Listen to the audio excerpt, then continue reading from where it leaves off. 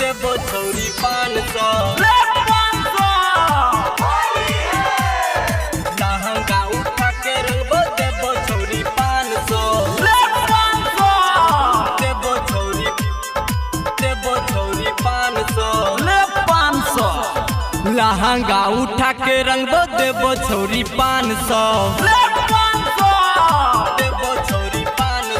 लहंगा उठा के रंगबो देबो छौरी 500 देबो छौरी 500 होलिया में छौरा सब रंग तो सामान सब होलिया में छौरा सब रंग तो सामान सब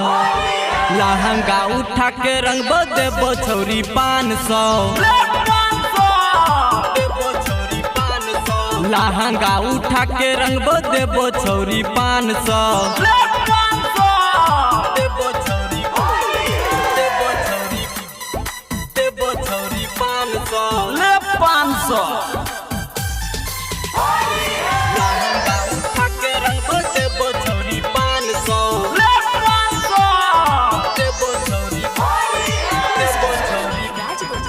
देबो छौरी 500 पी के तारी सब रहते गे मातल होली में छौरा सबके माल रहते छाटल रंग अबीर से नहीं रहते गे बाचल हमहू लगे बो रंग घुर के गे पातर हमहू लगे बो रंग घुर के गे पातर पी के तारी सब रहते गे मातल होली में छौरा सबके माल रहते छाटल रंग अबीर से नहीं रहते गे बाचल हमहू लगे बो रंग घुर के गे पातर करबो हरान छौरी अपना गुमान स लहंगा उठा के रंगबो देबो छौरी 500 होली में चोली फाड़बो देबो छौरी 500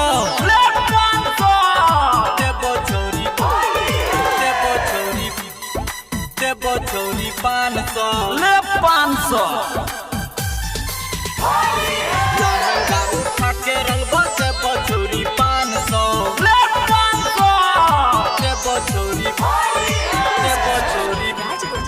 देबो छौरी 500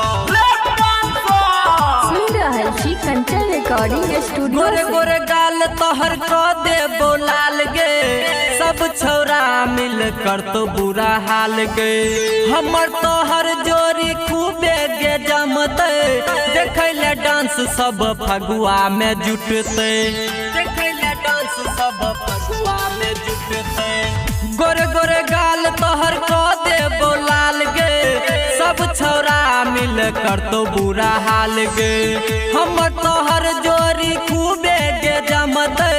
देखले डांस सब फगुआ में जुटते अशोक निराला कहो चलतो नहीं एडवांसो मूड बना देभी तो देबो छौरी 500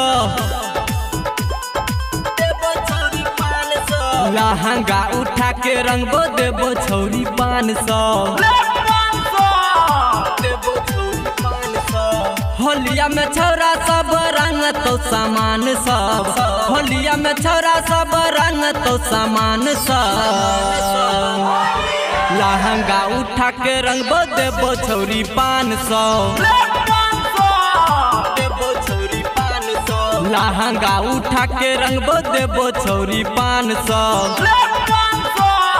सुन रहल छी कंचन रिकॉर्डिंग स्टूडियो से।